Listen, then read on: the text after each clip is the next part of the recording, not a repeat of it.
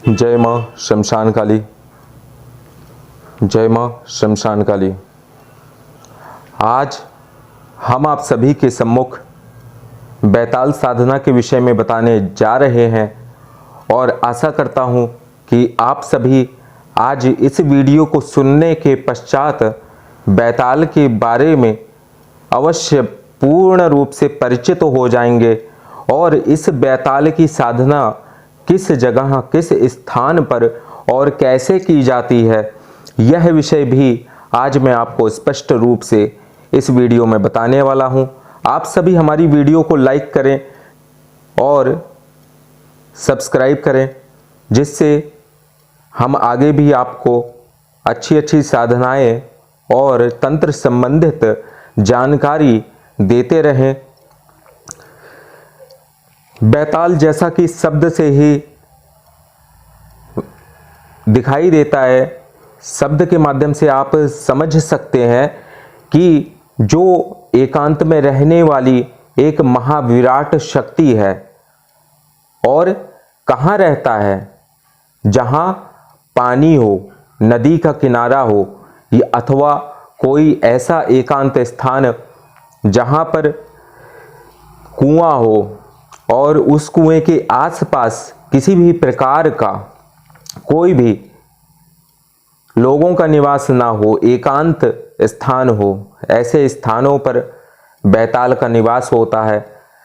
दूसरी महत्वपूर्ण बात, बैताल पर्वतीय स्थानों पर जहां शिवलिंग होते हैं या एकांत वन में जंगल में जहां शिवालय होता है, वहां पर भी बैताल का वास होता है, क्योंकि ये शिव जी का गण है।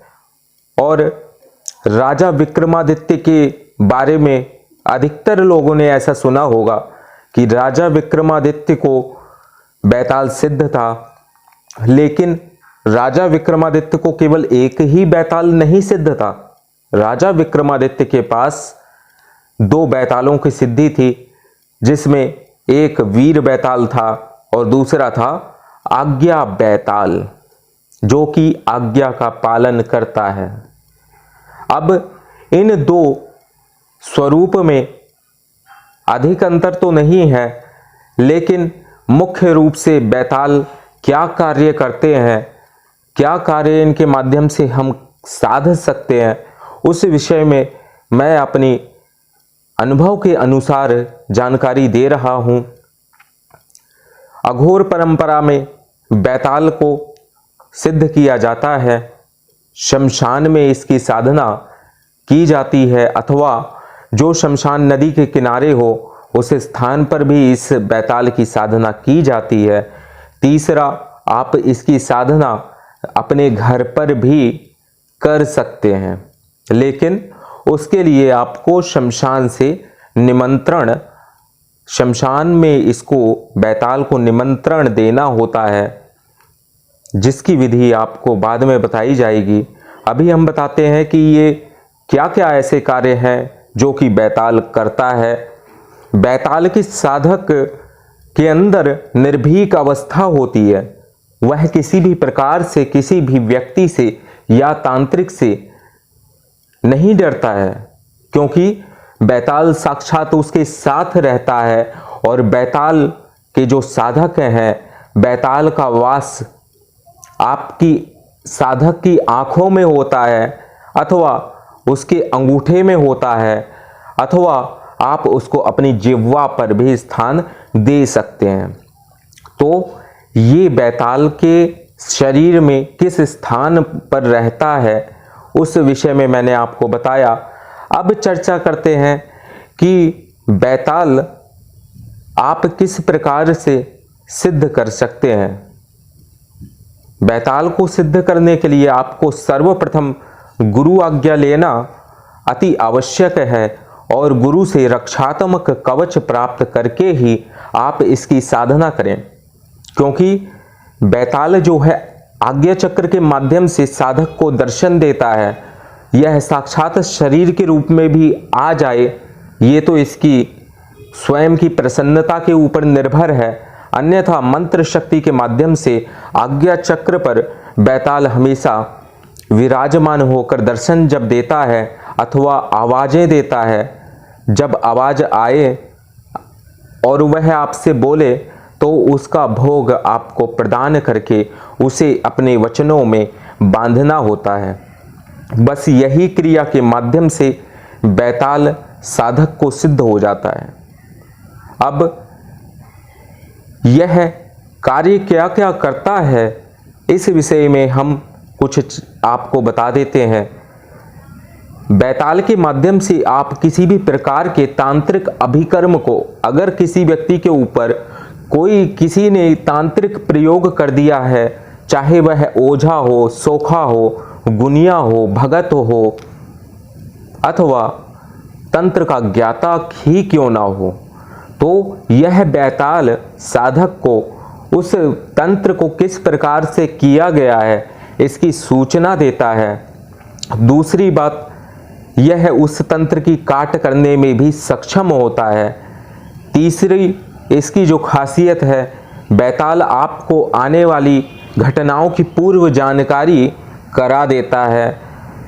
चौथी इसकी बात ये है कि बैताल सदैव आपकी अपने साधक की रक्षा करता है। उसे किसी भी प्रकार के तंत्र अथवा तांत्रिक से डरने की आवश्यकता नहीं होती। निर्भय होकर वह शमशान में भी जा सकता है, कोई भी क्रिया विधि कर सकता है, किसी भी प्रकार से निर्भीक स्वतंत्र रूप से घने जंगलों में घूम सकता है। यह बैताल की मुख्य विशेषता होती है। बैताल सिद्धि प्राप्त हो जाने के पश्चात आपको किसी जंगली जीव जंतु से भी डरने की आवश्यकता नहीं है, क्योंकि यह सदैव अपने साधक के पास उसके साथ निश्चित स्थान पर जहाँ इसका वास होता है वहाँ अवश्य रहता है और आवश्यकता पड़ने पर यह साधक की तुरंत ही रक्षा भी करता है, किसी न किसी रूप में, चाहे यह मानव रूप में आकर रक्षा करे या फिर आत्मा के रूप में आकर साक्षात सामने रक्षा करे, लेकिन रक्षा अवश्य करता है। अब इसकी साधना को आप किस प्रकार से कर सकते हैं, इस विषय में कुछ चर्चा आपको बता दी जा रही है। इसकी साधना जब भी आप करें तो चतुर्दशी के दिन से प्रारंभ कर सकते हैं। चतुर्दशी कृष्ण पक्ष की चतुर्दशी होनी चाहिए और कृष्ण पक्ष की चतुर्दशी से लेकर आप इसके जो मंत्र हैं वह 21 दिन तक अथवा 21 दिन की में आप पूर्ण नहीं कर सकते इसके मंत्रों को, तो आपको 41 दिन में इसके मंत्रों को पूर्ण करना होता है।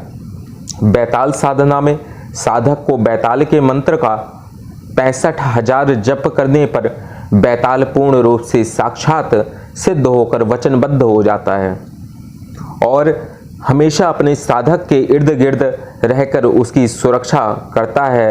जब भी उसका आवाहन आपको करना हो तो आप उससे वचन में ये अवश्य पूछ लें कि उसको कैसे बुलाना है, अथवा आप उससे ये वचन लें कि जब भी मैं आपके मंत्र को 7 या 11 बार बोलूं तो आप मेरे सामने आकर के अथवा मेरे आवाहन करने पर मेरे मस्तिष्क में आकर के मेरे सभी प्रश्नों का उत्तर दें। जो भी मैं आपसे कार्य कहूं, चाहे वह कार्य सही हो अथवा गलत हो, आपको वह कार्य करना होगा।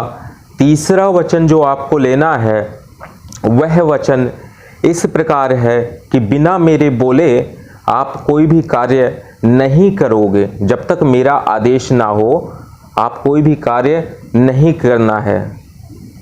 यह 3 वचनों में वचनबद्ध होकर साधक के वशीभूत हो जाता है।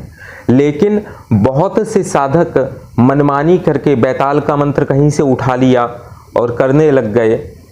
शक्ति मंत्रों के अधीन तो होती है, लेकिन उस शक्ति को संभालने के लिए आपके अंदर वह ऊर्जा होना अति आवश्यक है। उस बैताल यंत्र के सामने, बैताल पिंड के सामने आपको साधना करना होता है, जो कि शमशानी क्रिया है। और इस क्रिया को अगर आप ऐसे ही कहीं से पढ़ के करते हैं तो ऐसे में साधक के क्या होता है वो भी मैं आपको बता देता हूं। कोई भी शक्ति चाहे कितनी भी उग्र क्यों ना हो, वह साधक की जान तो नहीं लेती है, लेकिन उसे कहीं ना कहीं मानसिक रूप से विक्षिप्त अवश्य कर देती है। क्योंकि जन्म और मृत्यु का अधिकार, लाभ और हानि का अधिकार, यश और अपयश का अधिकार, यह तो केवल परमात्मा के वश में है। लेकिन अगर आप उग्र शक्ति की साधना कर रहे हैं बिना रक्षा मंत्र के, बिना सुरक्षा कवच के, तो आपको वह कहीं ना कहीं मानसिक रूप से अवश्य विक्षिप्त कर देगी। और ऐसा भी हो सकता है कि वह आपको अपने वश में ही कर ले। आप उसको अपने वश में करना चाहते हैं, लेकिन ऐसा भी हो सकता है कि वो आपको स्वयं अपने वश में कर ले और आपसे अपनी इच्छा के अनुसार वह कार्य करवाए। जैसी उसकी इच्छा हो वो आपको उस आधार पर चलाए। तो ऐसा ही होता है अधिकतर साधकों के साथ। अभी कुछ ही समय पहले मेरी चर्चा किसी व्यक्ति से हुई थी। उसने क्या किया था, उस व्यक्ति ने जिन्नातों को आवाहन करके, कुरान को अपने पास में रख के जिन्नातों का आवाहन किया था, और जिन्नात उस आवाहन से उसके वश में भी हो गए। ऐसा उसने समझा कि ये मेरे वश में हो जाएगा, लेकिन उल्टा हो गया। जिन्नातों ने स्वयं उसको अपने वश में कर लिया और नाना प्रकार से अब उसके साथ में घटनाएं घटित होने लगी। तो ऐसे में हमने उस व्यक्ति को ठीक किया, और आगे आप भी ऐसा कोई अनुचित कार्य ना करें बिना गुरु निर्देश के, कि जिससे आपको आगे चलकर हानि उठानी पड़े। तंत्र एक बहुत बड़ा समुद्र की भांति है, इसमें बहुत से गुप्त रहस्य छिपे हुए हैं। इसीलिए यह पंचम वेद है, जिसकी जानकारी इसके मर्मज्ञ से ही आप प्राप्त करके इस तंत्र क्षेत्र में आगे बढ़ें। क्योंकि तंत्र एक ऐसा वनवे है जिसमें अगर आपने एक कदम बढ़ा दिया तो फिर आप अपने कदमों को वापस नहीं खींच सकते। तंत्र एक ऐसा रहस्यात्मक विज्ञान है जो वैज्ञानिकों की बुद्धि से भी परे है। इसको समझ पाना किसी विज्ञान के वश की बात नहीं है। यह केवल वही समझ सकता है जो तंत्र का मर्मज्ञ होगा, वही इसके बारे में तांत्रिक वस्तुओं को, तांत्रिक शक्तियों को वश में कर कैसे किया जाता है, कैसे उनको उनसे अपना कार्य करवाया जाता है, यह केवल तंत्र मर्मज्ञ ही जानता है। अघोर शक्ति में भगवान शिव को साध कर, भैरव और काली को साध कर, विभिन्न उच्च कोटि की साधनाएं महाकाल को साध कर, साधक निम्न स्तर की शक्तियों को अपने वश में स्वतः ही कर लेता है। उसको किसी प्रकार से साधना करने की आवश्यकता नहीं होती है। वह केवल अपने गुरु मंत्र और उस उच्च कोटि की देवी या देवता की साधना करके बहुत कुछ प्राप्त कर सकता है, और बहुत सी शक्तियां उसके पास उसके गुलाम की भांति कार्य करने के लिए तत्पर हो जाया करती हैं। बैताल साधना में आपको सर्वप्रथम किस प्रकार आप घर में कर सकते हैं, अब मैं उसके विषय में आपको बता देता हूँ।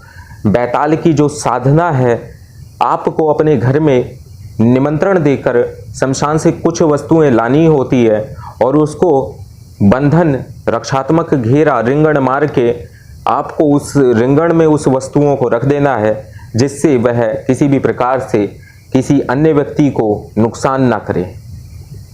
और इसके पश्चात आपको बैताली यंत्र के ऊपर उस गोलक को स्थापित करना है, गुटिका को, जिसके माध्यम से बैताल प्रकट होता है और वचनबद्ध हो साधक के वश में हो जाता है। शीघ्र उसको आना पड़ता है। बैताल माला का होना अति आवश्यक है इस साधना में। यह कोई साधारण या निम्न स्तर की साधना नहीं है। यह एक उग्र साधना है।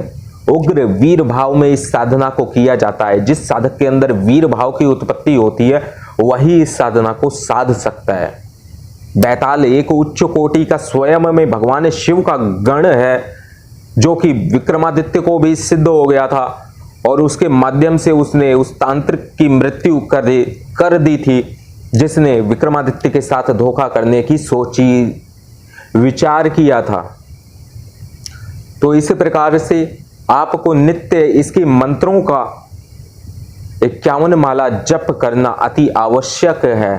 51 माला का जप आपको प्रति रात्रि करना होगा और इस साधना का जो समय है वह पूरी अर्धरात्रि का जो काल होता है शिव काल, उसमें आप इस साधना को करेंगे तब ही वह वीर बैताल आपको सिद्ध होता है। आज हमने वीर बैताल की साधना के विषय में आपको बताया है। जो भी साधक इस साधना को करना चाहते हैं हमसे संपर्क करें, पहले व्हाट्सएप करें, उसके बाद हमसे बात करें समय लेकर के, क्योंकि ऐसे ही किसी का कॉल हम नहीं उठाते, क्योंकि हमारी भी दिनचर्या क्या है कि काफ़ी लोगों का आना जाना होता है, हम उनसे मिलते हैं और समाधान करते हैं। तो आप पहले अपना व्हाट्सएप करके समय निर्धारित कर लें, उसके पश्चात ही हमसे आपकी बात हो सकती है। आगे के अंक में मैं आपको आज्ञा बैताल को कैसे सिद्ध करना होता है इसके विषय में भी जानकारी दूंगा। आज के लिए बस इतना ही। जय मां शमशान काली।